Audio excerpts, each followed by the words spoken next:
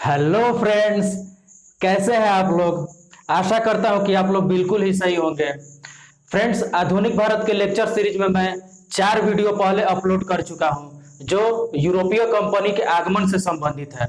और ये मैं पांचवा वीडियो लेकर आया हूं जिसमें मैं फ्रांसीसी जो ईस्ट इंडिया कंपनी है इसके आगमन और पतन के बारे में मैं आपके समक्ष जो भी फैक्ट्स और कॉन्सेप्ट है उसको मैं साझा करूंगा। फ्रेंड्स, तो चलिए शुरू करते हैं।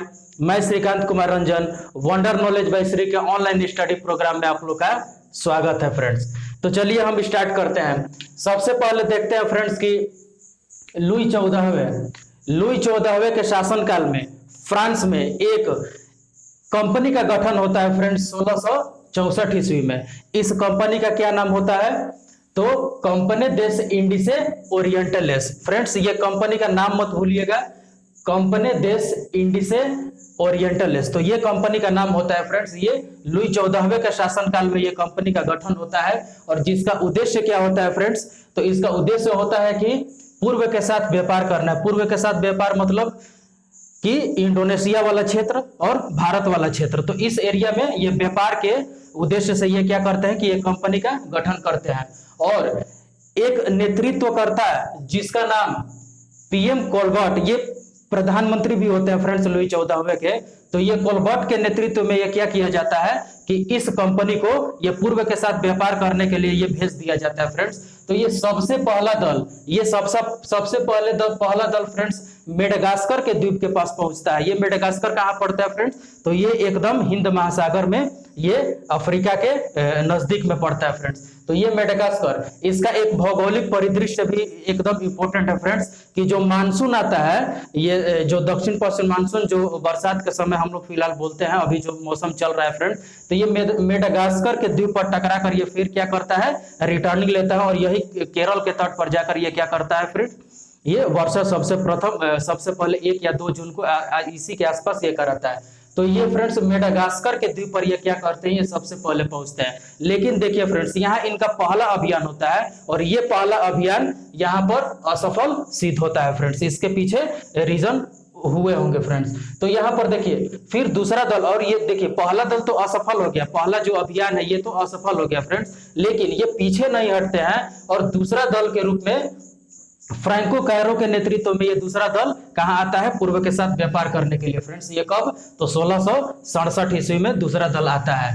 और ये फ्रेंड्स एक फैक्ट याद रखिए कि ये फ्रैंको कैरो जो होते हैं ये फ्रांस के नहीं, ये अर्मेनिया के निवासी होते हैं फ्रेंड्स, लेकिन ये फ्रांस के नेतृत्वकर्ता के रूप में दूसरे दल का नेतृत्व करते हैं और ये कहां पहुंचते हैं? ये भारत में पहुंचते हैं फ्रेंड्स। और इनके सहयोगी के रूप में मरकारा, इनके सहयोगी के रूप में मरकारा रहते हैं फ्रेंड्स। इनका मरकारा का हम आगे देखेंगे इनका क्या इंपॉर्टेंस होता है फ्रेंड्स। बस यहाँ इतना समझ लीजिए कि इनके सहयोगी के रूप में इनके साथ मरकारा भी भारत में प्रवेश करते हैं फ्रेंड्स।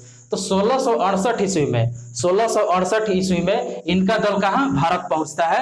1668 ईस्वी में इनका दल भारत पहुंचता है और सूरत में पहला व्यापारी कोठी का निर्माण करते हैं। तो फ्रेंड्स, ये एकदम इंपॉर्टेंट हो जाता है पीटी के पॉइंट ऑफ व्यू से। किसी भी एग्जामिनेशन, कोई भी एग्जामिनेशन हो, लेकिन उस पीटी के पॉइंट ऑफ व्यू से ये इंपॉर्टेंट हो जाता है कि जो फ्रांसीसी ईस्ट इंडिया कंपनी आई वो सबसे प्रथम जो व्यापारी कोठी थी वह भारत में किस स्थान पर लगाई? तो फ्रेंड्स आप लोग भूलिएगा नहीं, ये कहां पर था? सूरत में अपनी पहली व्यापारी कोठी लगाई।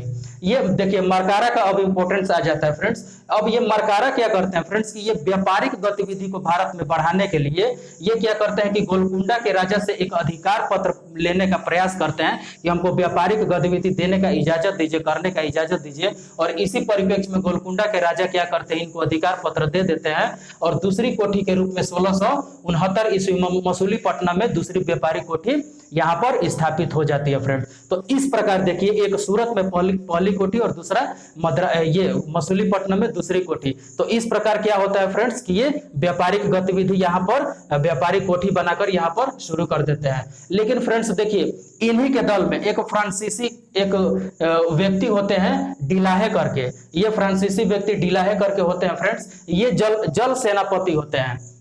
ये क्या होते हैं, जल सेनापति होते हैं। ये फ्रेंड्स ये विद्रोही व्यक्तित्व के रूप में ये नजर आते हैं फ्रेंड्स। क्यों? क्योंकि इनकी महत्वाकांक्षा बहुत ज्यादा होती है फ्रेंड्स, और ये चाहते हैं कि एकदम एग्रेसिव रूप से, एकदम आक्रामक रूप से और एकदम त्वरित रूप में ये क्या करें, भारत में अपनी व्यापारिक गतिविधियों को बढ़ाएं। तो इसी परिप्रेक्ष्य में फ्रेंड्स ये क्या करते हैं, ढीला है कि मद्रास के निकट सेंट थोमी को, ये मद्रास के निकट एक जगह है फ्रेंड्स सेंट थोमी, तो ये सेंट थोमी को क्या करते हैं, ये जीत लेते हैं फ्रेंड्स। और ये जीत लेते हैं किससे, तो उस समय उस जगह पर, उस एरिया पर गोलकुंडा के सुल्तान का वहां पर ये कब्जा होता है और इनके अधीन ये जगह रहता है फ्रेंड्स। तो इस सुल्तान से ये क्या करते हैं, युद्ध करके सेंट थोमी को ये छीन लेते हैं फ्रेंड्स।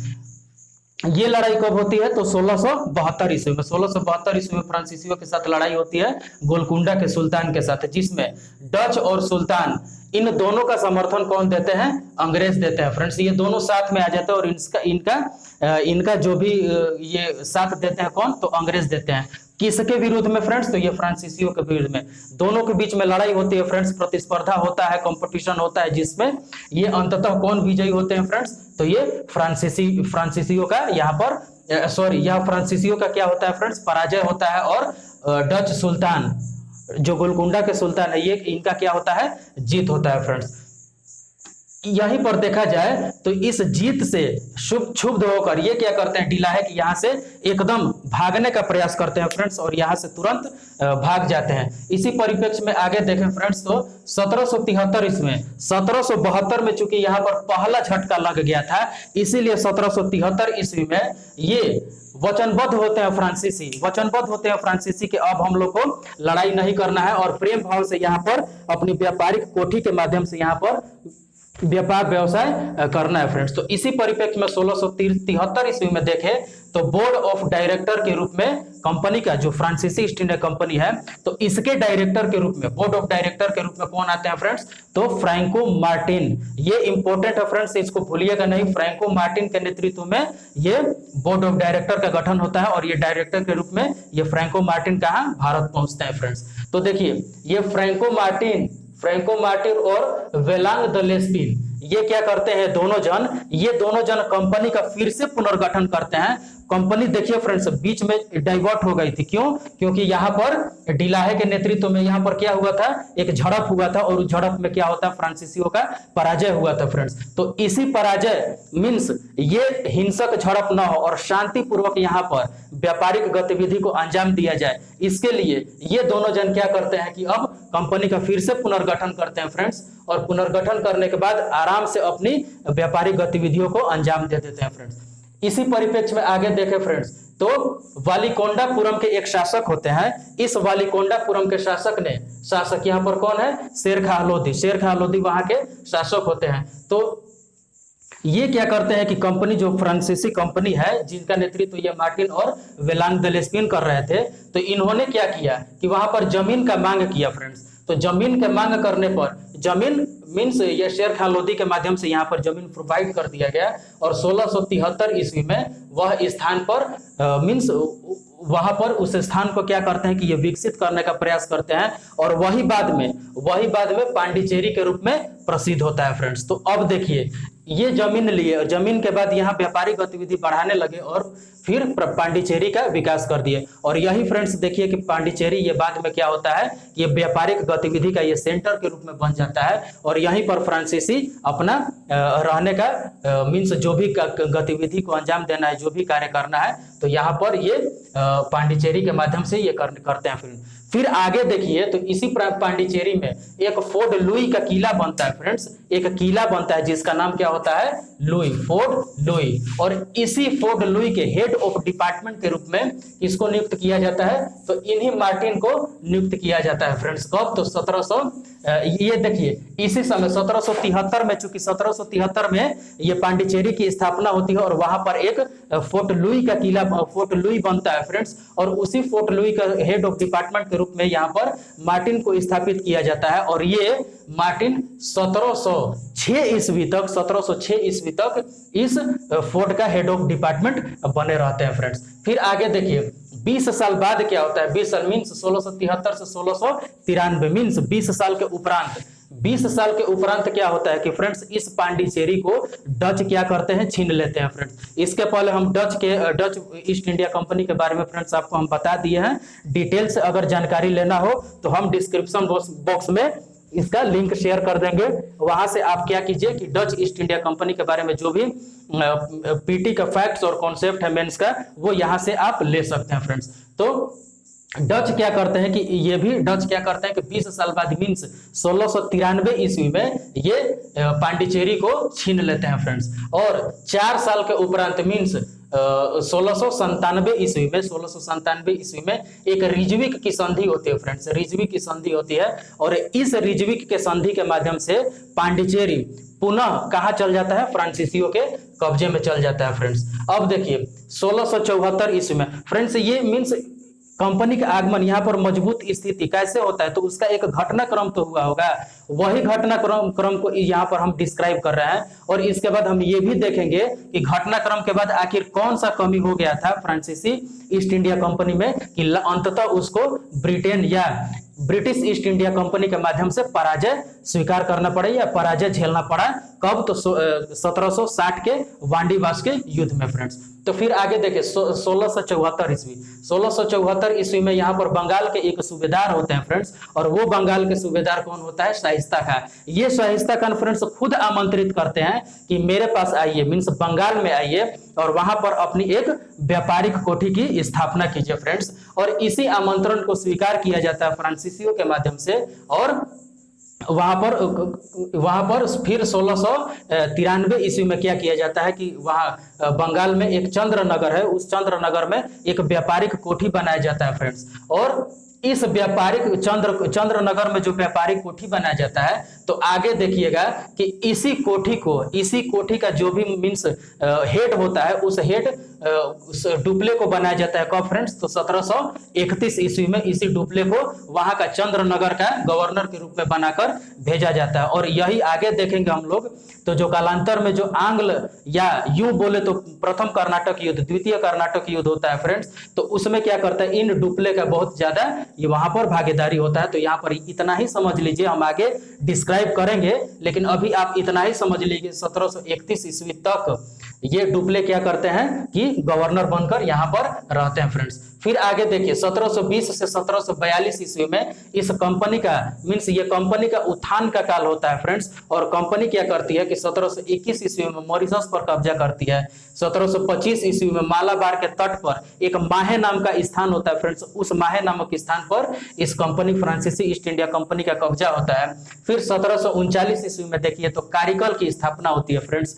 इस प्रकार देखें तो 1720 से लेकर 1742 तक ये कंपनी का उत्थान का काल होता है। उत्थान का काल क्यों, क्योंकि ये नए नए उपनिवेश और नए नए स्थान को मीन्स ये डेवलप करने और उस पर कब्जा करने का ये प्रयास करते हैं। और उस प्रयास में क्या फ्रेंड्स ये सफल भी होते हैं। फिर अब हम आगे देखेंगे कि जब फ्रांसीसी ईस्ट इंडिया कंपनी इतना सक्षम थी कि यहाँ मॉरिशस पर अपना कब्जा कर ली, यहाँ मालाबार के तट पर मीन्स माहे पर कब्जा कर लिया, फिर कारिकल को स्थापित किया, तो फ्रेंड्स ऐसा क्या कमी हो गया था फ्रांसीसी ईस्ट इंडिया कंपनी में कि उसको आगे देखिए तो प्रथम कर्नाटक युद्ध लड़ना पड़ा, द्वितीय कर्नाटक युद्ध लड़ना पड़ा और तृतीय कर्नाटक युद्ध भी लड़ना पड़ा ब्रिटिशों के साथ। और अंततः क्या हुआ कि तृतीय कर्नाटक युद्ध में वांडीवास का युद्ध होता है 1760 ईस्वी में, और वहां पर फ्रांसीसी ईस्ट इंडिया कंपनी का पराजय हो जाता है फ्रेंड्स। तो यही हम रीजन देखेंगे कि आखिर इस युद्ध का जो प्रथम कर्नाटक युद्ध हुआ, फिर आगे हम डिस्क्राइब करेंगे द्वितीय कर्नाटक युद्ध और फिर बाद में डिस्क्राइब करेंगे तृतीय कर्नाटक युद्ध। तो पहले इतना समझ लीजिए फ्रेंड्स कि ये प्रथम कर्नाटक जो युद्ध हुआ, तो इस प्रथम कर्नाटक युद्ध का क्या क्या रीजन था और किस वजह से यह प्रथम कर्नाटक युद्ध ब्रिटिश और फ्रांसीसियों के बीच में ही क्यों होता है। तो देखिए सर्वप्रथम समझ ले कि प्रथम कर्नाटक युद्ध कब होता है फ्रेंड्स, 1748 ईस्वी में, 1748 ईस्वी में होता है। और इसको सेंट थोमे का युद्ध भी बोला जाता है फ्रेंड्स। देखिए ये एग्जामिनेशन पॉइंट ऑफ व्यू से एकदम ज्यादा इंपॉर्टेंट हो जाता है। ये याद मीन्स ये भूलना नहीं है फ्रेंड्स। प्रथम कर्नाटक, द्वितीय कर्नाटक और तृतीय कर्नाटक, ये इसमें ये ध्यान देना है कि ये किसके बीच हुआ फ्रेंड्स। फिर इसके बाद कहां पर हुआ, और इसके बाद होने के बाद जो परिणाम निकला वो परिणाम क्या था, और किस संधि के माध्यम से वो परिणाम निकला। तो इतना चीज आपको एकदम याद रखना है। तो ये सेंट थोमे का युद्ध, प्रथम जो कर्नाटक युद्ध हुआ, इसको सेंट थोमे का युद्ध भी बोला जाता है। क्यों? क्योंकि ये सेंट थोमे के आसपास या उसी एरिया में ये लड़ा गया था फ्रेंड। तो ये रीजन क्या था फ्रेंड? तो रीजन यहाँ देखिए कि ऑस्ट्रिया का उत्तराधिकार युद्ध। तो आप ये समझ लीजिए कि आपके जहन में तो एकदम उठा होगा फ्रेंड्स कि ये ऑस्ट्रिया का उत्तराधिकार से भारत को क्या लेना देना है, लेकिन लेना देना है। क्यों? क्योंकि ऑस्ट्रिया को बोला जाता है फ्रेंड्स, हम लोग विश्व इतिहास पढ़ेंगे तो विश्व इतिहास में पढ़ने में हम लोग उस समय देखते हैं फ्रेंड्स कि विश्व इतिहास में ये ऑस्ट्रिया का जो राजकुमार होता है मीन्स उसको मेटरनिक बोला जाता है, और वो मेटरनिक को ऑस्ट्रिया का मीन्स यूरोप का पुलिसमैन भी बोला जाता है फ्रेंड्स। और ये एक चौधरी के रूप में सामने आता है, और जो भी गतिविधियां यूरोप में हो रहा था तो उसको अपने मतलब कि कब्जा में, और उसको कैसे आगे कुछ करना है वो डिसाइड कौन करता था? मेटरनिक और ऑस्ट्रिया का राजकुमार करता था फ्रेंड्स। लेकिन अब तक देखिए कि ऑस्ट्रिया का राजकुमार मींस ऑस्ट्रिया का जो साम्राज्य है, कौन सा साम्राज्य? तो हेम्सबर्ग साम्राज्य, वो अब धीरे धीरे पतनशील अवस्था में चला गया था फ्रेंड्स। और इसी के उत्तराधिकार को लेकर क्या हुआ? यहाँ पर फ्रांसीसी और अंग्रेजों के बीच युद्ध होता है फ्रेंड्स। तो देखिए इसका भारतीय प्रारूप हम लोग समझने का प्रयास करेंगे। भारतीय प्रारूप क्यों? क्योंकि हम लोग यहाँ भारत के संदर्भ में पढ़ रहे हैं, फ्रांसीसी ईस्ट इंडिया कंपनी और ब्रिटिश ईस्ट इंडिया कंपनी। तो देखिए ये इस समय कौन होता है यहाँ पर फ्रांसीसी गवर्नर? तो डुप्ले होते हैं फ्रेंड्स। तो डुप्ले ये क्या करते हैं कि उस एरिया में जो यूरोप होता है, तो उस यूरोप में ऑस्ट्रिया के उत्तराधिकार को लेकर ये दोनों के बीच में विवाद होता है। कौन? ब्रिटिश और फ्रांसीसियों के बीच। तो वहां पर एकदम संभव हो गया था फ्रेंड्स कि ऑस्ट्रिया के उत्तराधिकार में वहां दोनों के बीच झड़प एकदम संभव हो गया था। यही कारण था कि ये डुप्ले सोचते हैं कि जब यूरोप में युद्ध होगा तो अल्टीमेटली इसका ये प्रभाव जो इंपैक्ट होगा वो कहां पड़ेगा? भारत में पड़ेगा फ्रेंड्स। इसीलिए ये डुप्ले क्या करते हैं कि वहां से यूरोप से ये भारत प्रवेश करते हैं, यूरोप से भारत आते हैं, और यहाँ पर बोलते हैं कि हम लोग लड़ाई नहीं करेंगे और शांति से यहाँ पर अपनी व्यापारिक गतिविधियों को अंजाम देंगे। लेकिन फ्रेंड्स ब्रिटिश कहां मानने वाले थे? ब्रिटिशों की महत्वाकांक्षा बहुत ज्यादा है फ्रेंड्स। क्यों? क्योंकि भारत में अपनी पकड़ मजबूत करना चाहते थे। जो पहले व्यापारिक उद्देश्य से यहाँ आए, अब राजनीतिक हस्तक्षेप करने के माध्यम से ये साम्राज्यवादी गतिविधि अपनाने का यहाँ भरसक प्रयास किए फ्रेंड्स। इसी परिप्रेक्ष्य में ये ब्रिटिश चुप नहीं रहते हैं, और वारनॉट के नेतृत्व में फ्रांसीसियों का शिप को क्या किया जाता है कि नष्ट कर दिया जाता है फ्रेंड्स। और इसी परिप्रेक्ष्य में देखिए तो ये कर्नाटक युद्ध का शुरुआत हो जाता है फ्रेंड्स। फिर ये डुप्ले सोचते हैं कि चलिए अभी भी मामला मेरे प्रयास, अगर हम प्रयास करेंगे तो मामला एकदम सुलझ सकता है। और इसी प्रयास में ये डुप्ले क्या करते हैं कि कर्नाटक के नवाब के पास जाते हैं और मदद, वहां पर कर्नाटक के नवाब के पास जाते हैं और कर्नाटक के नवाब से कहते हैं कि आप ब्रिटिशों को समझाइए कि ऐसा न करे, मींस लड़ाई झड़प न करे। लेकिन ये नवाब का क्या करते हैं फ्रेंड्स कि ये नवाब इनकी मदद नहीं करते हैं। क्या? किसकी? तो डुप्ले की मदद नहीं करते हैं। तो फ्रेंड्स देखिए, एक तो ब्रिटिशों के माध्यम से हस्तक्षेप, फिर इधर कर्नाटक का नवाब है, कर्नाटक के नवाब भी इनके बात को नहीं मानता है फ्रेंड्स। तो अब भागे भागे ये कहां जाते हैं डुप्ले? ये मॉरिशस जाते हैं फ्रेंड्स। क्यों मॉरिशस जाते हैं फ्रेंड्स? क्योंकि हम बताए हैं कि 1721 ईस्वी में ये मॉरिशस भी फ्रांसीसियों के कब्जा में आ गया था, और वहां पर एक गवर्नर के माध्यम से वहां पर शासन व्यवस्था चल रही थी फ्रेंड्स। तो देखिए ये मॉरिशस गए, ये मॉरिशस में कौन था वहां का गवर्नर? तो ला बोर्डोनो, ठीक। तो ये क्या थे वहां पर? ये गवर्नर थे, फ्रांसीसी गवर्नर जो मॉरिशस में थे। तो इनसे मदद मांगे, ये डुप्ले क्या करते हैं? इनसे मदद मांगे। तो कहते हैं कि कोई बात नहीं भाई, हम भी फ्रांसीसी तुम भी फ्रांसीसी, बिल्कुल मदद करेंगे तुम्हारा। तो ये क्या करते हैं कि मॉरिशस से ये दोनों जन आते हैं, और दोनों जन आते हैं और मद्रास पर अपना अधिकार कर लेते हैं फ्रेंड्स। तो इस प्रकार देखिए ये मद्रास वाला एरिया अब किसके? फ्रांसीसियों के कब्जे में आ गया फ्रेंड्स। लेकिन ये क्या करते हैं, ये मॉरिशस के जो गवर्नर है ये क्या कहते हैं कि भाई हम मद्रास को करेंगे क्या, हम मद्रास को लेकर क्या करेंगे। तो इसीलिए क्या करते हैं कि फिरौती लेते हैं, और फिरौती लेकर फिरौती लेकर किससे, तो अंग्रेजों से कुछ पैसा लेते हैं और बोलते हैं कि भाई तुम हमको दे दो और तुम मद्रास ले लो, तुमको मद्रासी चाहिए ना, तो तुम मद्रास ले लो और तुम हमको पैसा दे दो, हो गया बात खत्म। तो ये ले लेते हैं, फिरौती ले लेते हैं, पैसा ले लेते हैं फ्रेंड्स, और फिर ये क्या करते हैं, ये वापस फिर मॉरिशस चले जाते हैं। अब देखिए फ्रेंड्स, डुप्ले यहाँ पर अलग थलग पड़ जाते हैं। फ्रांसीसी गवर्नर भी इनकी प्रारंभिक स्थिति में तो मदद करते हैं, लेकिन वे भी अपने आर्थिक लाभ के लिए, अपने आर्थिक हित के लिए ये क्या करते हैं कि मद्रास को देकर ये चले जाते हैं। तो अब डुप्ले अलग थलग पड़ गए। तो फिर कर्नाटक के नवाब के पास फिर डुप्ले दौड़े दौड़े जाते हैं और कर्नाटक के पास जाते हैं, कर्नाटक के नवाब के पास जाते हैं और डुप्ले बोलते हैं कि देखिए हम मद्रास को पुनः छीनकर अंग्रेजों से हम आपको दे देंगे, क्योंकि ये तो आप ही का एरिया है, ये आप ही का एरिया है और इस एरिया में आपका कब्जा नहीं रहेगा, तो फिर आपके रहने से क्या फायदा। तो यही सिखाने पढ़ाने की कोशिश कौन करते हैं, डुप्ले करते हैं। लेकिन अंततः फ्रेंड्स क्या होता है कि नवाब भी नहीं मानते हैं और नवाब फ्रांसीसियों के मींस डुप्ले के विरोध में हो जाते हैं और ये सोचते हैं नवाब की डुप्ले जरूर कोई क्या कर रहा होगा, मेरे विरुद्ध षड्यंत्र रच रहा होगा फ्रेंड्स। तो इसीलिए क्या करते हैं कि नवाब महफूज खां के नेतृत्व में फ्रांसीसियों से लड़ने के लिए एक टुकड़ी को भेजते हैं फ्रेंड्स, और दोनों के बीच में लड़ाई शुरू हो जाती है। तो इधर फ्रांसीसियों का नेतृत्व करता कौन था फ्रेंड्स, तो पैराडाइज, कैप्टन पैराडाइज थे,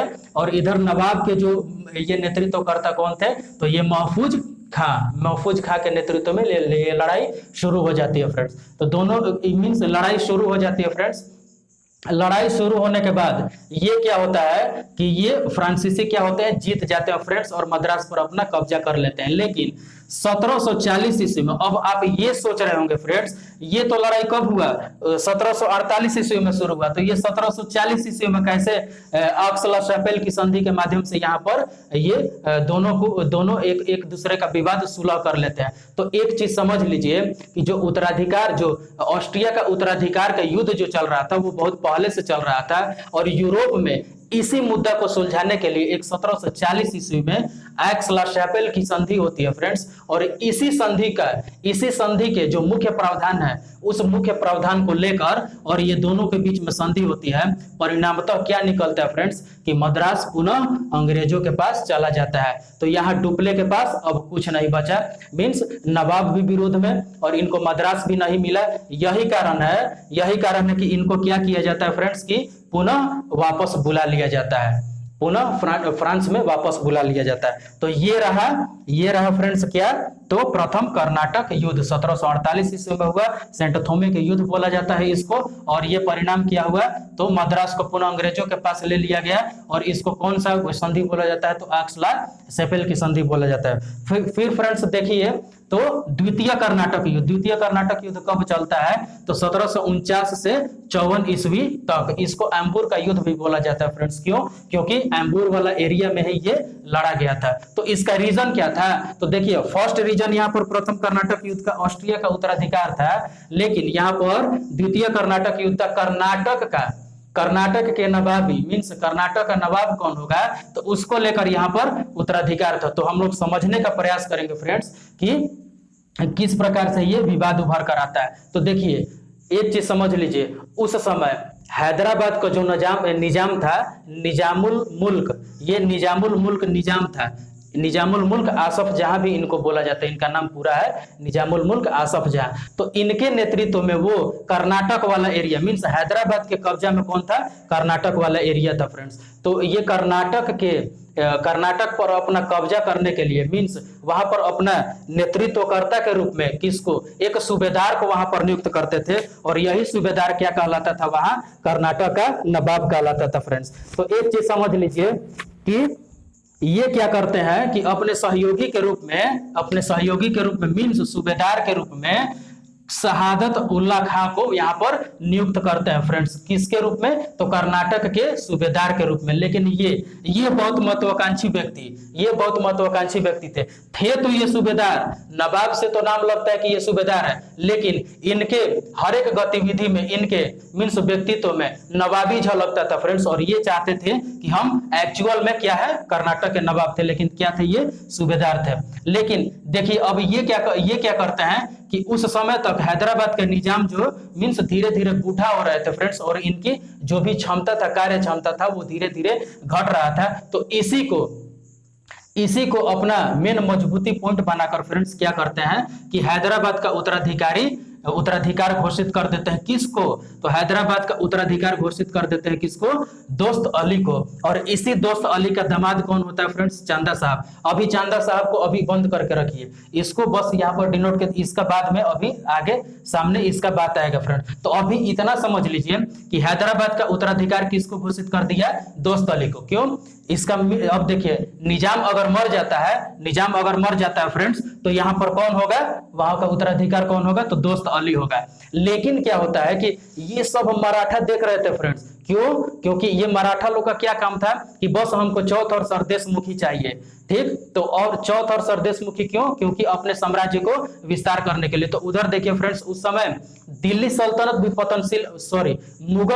भी मुगल साम्राज्य भी पतनशील अवस्था में था फ्रेंड्स। क्यों? क्योंकि 1707 के अंग्रेज औरंगजेब की मृत्यु के बाद 52 वर्षों में 8 शासकों का चेंजिंग होता है, परिवर्तन होता है। तो इससे क्या अर्थ लगाया जाता है फ्रेंड कि मुगल सम्राट धीरे धीरे कमजोर और पतनशील अवस्था में चल गए थे। तो उधर मुगल सम्राट कमजोर, और इस साइड में क्या होता है कि हैदराबाद का निजाम बूढ़ा हो गए, ये अब इनकी कार्य क्षमता कम, और यहाँ पर ये चाहते हैं, सआदत उल्ला खान ये चाहते हैं कि हम हैदराबाद का निजाम बने। तो देखिए फ्रेंड्स, ये सब चीज मीन्स माइंड में चल रहा था, मराठा लोग का माइंड में चल रहा था। और जैसे ही कमजोर स्थिति देखते थे मराठा, तो मराठा कमजोर स्थिति देखने के बाद तुरंत अटैक कर लेते थे फ्रेंड्स। और यही कारण है कि यहाँ कमजोर स्थिति को देखे और मराठा तुरंत आक्रमण कर देते हैं। किस पर? यहाँ दोस्त अली पर जो उत्तराधिकार घोषित हुआ था निजाम का, तो उस पर। और इन चांदा साहब को क्या किया जाता है कि इन चांदा साहब को गिरफ्तार करके मराठा लेकर चले जाते हैं। और इस दोस्त अली खां की क्या होती है फ्रेंड्स? तो इस दोस्त अली खां की मृत्यु हो जाती है। सॉरी, ये दोस्त अली खां को मार दिया जाता है मराठा के माध्यम से, और चांदा साहब को गिरफ्तार कर लिया जाता है फ्रेंड्स। फिर आगे देखिए कि कुछ दिनों के उपरांत फ्रेंड्स क्या होता है कि ये शहादत अली खां की भी मृत्यु हो जाती है। तो अब एक चीज समझ लीजिए कि उधर निजाम बूढ़ा, निजाम की कार्य क्षमता एकदम कम। इधर कर्नाटक का नवाब की भी मृत्यु हो गई, उनका उत्तराधिकार कौन रहेगा वो भी नहीं है। तो क्या हुआ? राजनीतिक शून्यता की स्थिति उत्पन्न हुई फ्रेंड्स, राजनीतिक शून्यता की स्थिति उत्पन्न हुई। और इसी को देखते हुए ये निजाम क्या करते हैं, निजामुल मुल्क आसफ खां क्या करते हैं कि ये अनवरुद्दीन को अपना अगला कर्नाटक का नवाब घोषित कर देते थे फ्रेंड्स। एक चीज समझ लीजिए, कर्नाटक का जो भी प्रशासनिक कार्य, राजनीतिक कार्य जो भी होता था, वो कौन निर्धारित करता था?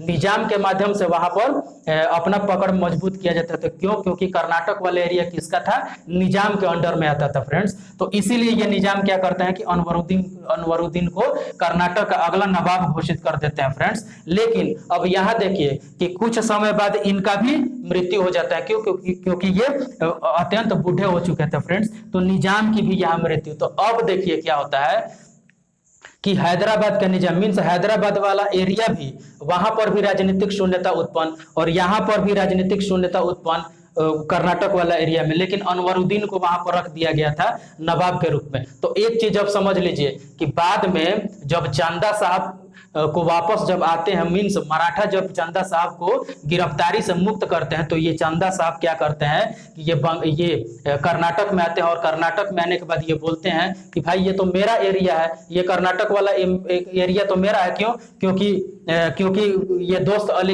अली थे, वो तो दोस्त अली को नवाब घोषित किया गया था, और उन्हीं का दामाद मैं हूं, तो अल्टीमेटली मेरा वहां पर अधिकार होना चाहिए। तो अब क्या होता है कि कर्नाटक वाला एरिया में क्या होता है फ्रेंड्स कि अब अनवरुद्दीन और चांदा साहब के बीच में क्या होता है? मतभेद शुरू हो जाता है। और वहां पर निजाम वाला एरिया देखिए, तो निजाम मीन्स हैदराबाद वाला एरिया देखिए, तो फ्रेंड्स वहां पर अब उत्तराधिकार के लिए, वहां पर अपनी पकड़ मजबूत करने के लिए निजाम के जो भी निजामुल मुल्क होते हैं फ्रेंड्स, तो उनके पुत्र और पोता दोनों के बीच में राजनीतिक शून्यता उभरने के बाद मीन्स लड़ाई शुरू हो जाता है कि कौन वहां का निजाम बनेगा। तो इसी परिप्रेक्ष्य में देखें फ्रेंड्स, तो इनके पोता कौन होते हैं निजामुल मुल्क के, तो नासिर जंग, और इनके पुत्र कौन होते हैं निजामुल मुल्क के पुत्र कौन होते हैं मुजफ्फर जंग। ये दोनों क्या करते हैं कि हम बनेंगे, हम नवाब बनेंगे, हम निजाम बनेंगे। कहाँ का, तो हैदराबाद का। तो ये दोनों का लड़ाई होता है आपस में, किसके लिए, तो हैदराबाद का निजाम कौन होगा इसके लिए। और देखिए चंदा साहब और अनवरुद्दीन की लड़ाई होती है कि हम कर्नाटक का नवाब बनेंगे। फ्रेंड्स अब देखिए क्या होता है, दो गुट बन गया ना, एक गुट किसके लिए, एक गुट हैदराबाद के निजामी के लिए और दूसरा गुट किसके लिए, तो कर्नाटक के नवाब कौन रहेगा इसके लिए फ्रेंड्स। और इसी बीच में क्या होता है कि फ्रांसीसी कूद जाते हैं और अंग्रेज कूद जाते हैं फ्रेंड्स। तो इस समय देखिए क्या हुआ कि ये तो बता दिया कि 1748 ईस्वी में चंदा साहब फिर वापस आते हैं मराठा लोग के गिरफ्त से। और यहाँ पर चंदा साहब के आने के बाद क्या होता है कि ये कर्नाटक वाला एरिया में भी क्या होता है कि उत्तराधिकार के लिए युद्ध अनवरुद्दीन और चंदा साहब के बीच में, और निजाम वाला एरिया जो हैदराबाद का है वहां पर भी शुरू होता है किसके किसके बीच, तो यहाँ पर नासिर जंग और मुजफ्फर जंग के बीच में। और इन्हीं दोनों के बीच में कौन आते हैं फ्रेंड्स, फ्रांसीसी और अंग्रेज आते हैं। अब यहाँ पर देखिए फ्रेंड्स गुट बन जाता है, तो फ्रांसीसी किसके समर्थन में, तो मुजफ्फर जंग और चंदा साहब के समर्थन में, और ब्रिटिश जो ईस्ट इंडिया कंपनी है वो नासिर जंग और अनवरुद्दीन के पाले में जाते हैं फ्रेंड्स। अब यहाँ पर आमपुर में क्या होता है कि लड़ाई प्रत्यक्ष युद्ध शुरू होता है, जिसमें अनवरुद्दीन वाला गुट क्या होता है जीत जाता है फ्रेंड्स। और ये चंदा साहब वाला गुट क्या होता है, फिर ये चंदा साहब वाला गुट क्या होता है फ्रेंड्स, तो ये पराजित हो जाता है। फ्रेंड्स एक छोटा सा मैप के माध्यम से मैं आपको समझा दूं कि यहाँ पर जो भी मैंने बताया है प्रथम कर्नाटक और द्वितीय कर्नाटक, तो इसमें एक मैप के माध्यम से आपको समझा देता हूँ फ्रेंड्स, ये ज़्यादा सहूलियत होगा। तो फ्रेंड्स देखिए ये हमारा प्यारा भारत हुआ, और इसमें ये हैदराबाद वाला एरिया था फ्रेंड्स। और इसमें किसका शासन था, तो यहाँ का निजाम का फ्रेंड्स। और इसी निजाम के अंडर में ये कौन सा ये एरिया आता था, ये कर्नाटक वाला एरिया आता था। तो आप ये सोचिएगा फ्रेंड्स कि ये आप गलत बता रहे हैं हमको, लेकिन नहीं, ये यही वाला एरिया आज पहले का कर्नाटक था। आज का कर्नाटक देखिए तो आज का कर्नाटक ये वाला एरिया होता है फ्रेंड्स, लेकिन उस समय का कर्नाटक कहाँ था, तो ये वाला एरिया। और इसी वाला एरिया पर इस निजाम क्या करता था कि एक सूबेदार के माध्यम से अपने पकड़ को मजबूत करने का प्रयास करता था। और इसी परिप्रेक्ष्य में देखते हैं फ्रेंड्स कि निजामुल मुल्क क्या करते हैं कि शहादत अली खान को यहाँ पर सूबेदार के रूप में नियुक्त करते हैं, और यही सूबेदार अपने आप को नवाब घोषित करने का प्रयास करता है। और यही नहीं, अंततः ये क्या करता है, इसकी महत्वाकांक्षा तो देखिए फ्रेंड्स, ये नवाब ही तक नहीं सीमित होता है, और ये सोचता है कि यहाँ पर अगर निजाम अगर पतन हो जाए इनका या इनकी मृत्यु हो जाए, तो यहाँ निजाम के जगह पर भी हम अपनी कब्जा और अपनी पकड़ को मजबूत कर ले। तो ये शहादत खां की महत्वाकांक्षा थी फ्रेंड्स। तो और इसी परिप्रेक्ष्य में देखिए कि द्वितीय कर्नाटक युद्ध जो होता है यही निजाम के एरिया में, ये जो निजाम वाला एरिया मीन्स हैदराबाद वाला एरिया है, तो इसमें कौन उत्तराधिकार मीन्स यहाँ पर कौन कब्जा करेगा, और ये कर्नाटक वाले एरिया में यहाँ पर कौन कब्जा करेगा। तो इन दोनों के बीच में इन दोनों के उत्तराधिकार को लेकर यही युद्ध होता है फ्रेंड्स, जो मैंने अभी कुछ देर पहले आपको समझाया है। तो यहाँ पर थोड़ा रिकॉल हो जाएगा आपको। तो ये दोनों ये जो यहाँ उत्तराधिकार युद्ध और यहाँ पर उत्तराधिकार युद्ध, दोनों उत्तराधिकार युद्ध के बीच में फ्रांसीसी और अंग्रेज क्या करते हैं कि टूट पड़ते हैं फ्रेंड्स, और गुटबाजी हो जाता है। और उसी गुटबाजी के परिप्रेक्ष्य में मैंने आपको बताया कि फ्रांसीसी मुजफ्फर जंग और चंदा साहब एक साथ, और दूसरे साइड में ब्रिटिश नासिर जंग और अनवरुद्दीन ये एक साइड, और दोनों के बीच में आमपुर के नामक जगह पर एक युद्ध होता है। और इसी युद्ध में ये वाला जो गुट होता है फ्रेंड्स, इनकी क्या होती है, जीत हो जाती है फ्रेंड्स। तो ये रहा द्वितीय कर्नाटक युद्ध। अब तृतीय कर्नाटक युद्ध के बारे में हम कुछ समझ ले फ्रेंड्स। तो ये तीसरा कर्नाटक युद्ध जो होता है ये 1757 से लेकर 1763 के बीच में लड़ा जाता है फ्रेंड्स। इसी को फ्रेंड्स देखिए, ये वाला जो कालक्रम है, ये वाला जो समय है, यहीं पर यूरोप में क्या हो रहा था, तो सप्तवर्षीय युद्ध हो रहा था फ्रेंड्स। और वो सप्तवर्षीय युद्ध किसके बीच में, तो फ्रांसीसी और ब्रिटिशों के बीच में हो रहा था। और इसी का ये भारतीय परिदृश्य में देखें तो भारत में भी ये कर्नाटक युद्ध के रूप में दोनों के बीच में झड़प होता है फ्रेंड्स। और इसका मेन कारण क्या होता है कि जो चंद्रनगर है फ्रेंड्स, तो चंद्रनगर में कौन, उस किला पर किसका कब्जा हो, उस एरिया में किसका शासन हो, इसको लेकर वहां पर युद्ध छिड़ जाता है फ्रेंड्स। और इसका नेतृत्व अंग्रेजों का नेतृत्व कौन करता है, तो क्लाइव और ये फ्रांसीसियो का नेतृत्व कौन करता है फ्रेंड्स, तो वाटसन करते हैं। तो इन दोनों के बीच में फ्रेंड्स झड़प शुरू हो जाती है फ्रेंड्स, और इस झड़प में देखिए तो अंततः किसका जीत होता है, तो जीत किसकी होती है फ्रेंड्स, तो ये अंग्रेजों की आयरकुट के नेतृत्व में। ये बाद में ये तो क्लाइव बोलते थे कि हम चंद्रनगर पर मतलब कि कब्जा करेंगे, और ये वाटसन बोलते थे कि हम करेंगे, और इसी बीच में दोनों के बीच में झड़प होता है फ्रेंड्स। और क्लाइव के जो ब्रिटिशों का जो नेतृत्व करता है वो आयरकुट के नेतृत्व में सेना की टुकड़ी भेजी जाती है, और फ्रांसीसियों के नेतृत्व करने के लिए, इनकी सेना का नेतृत्व करने के लिए फ्रेंड्स लाली के नेतृत्व में ये फ्रांसीसी सेना भेजी जाती है, और दोनों के बीच में वांडीवास नामक जगह पर युद्ध होता है फ्रेंड्स। और इस वांडीवास जो 1760 ईस्वी में होता है, और इस वांडीवास के युद्ध में लाली के नेतृत्व में फ्रांसीसी सेना जो दल होता है फ्रेंड्स, इसका हार हो जाता है और आयरकुट जीत जाते हैं। और यहां से पता चल जाता है फ्रेंड्स कि भारत पर 5 ईस्ट इंडिया कंपनी के बारे में हम लोग देख लिए, तो अंततः यहां से पता चल जाता है फ्रेंड्स कि कौन किस देश की ईस्ट इंडिया कंपनी जो है यहाँ पर भारत में आने वाले समय में कब्जा स्थापित करेगी, और अपने साम्राज्यवादी गतिविधि के माध्यम से राजनीतिक हस्तक्षेप करेगी, और अंततः गुलामी के जंजीरों से भारत को जकड़ के रखेगी फ्रेंड्स। तो यहाँ से पता चल गया कि कौन ईस्ट इंडिया कंपनी भारत में आगे अपनी दबदबा मजबूत करने का प्रयास करेगी, और उस प्रयास में सफल होगी। तो यहाँ से देखिए वेदरा के युद्ध में 1759 ईस्वी में वेदरा के युद्ध में डच और अंग्रेज के बीच में होता है, जिसमें डच का पराजय होता है। तो डच तो किनारे हो गए, डेनिश तो खुद मींस कमजोर थे, वो तो खुद गुलामी के जंजीरों से जकड़े हुए थे। ये खुद चाहते थे कि हम यहाँ से कैसे भी ये कंपटीशन से बाहर निकल जाए, और यहाँ से सारे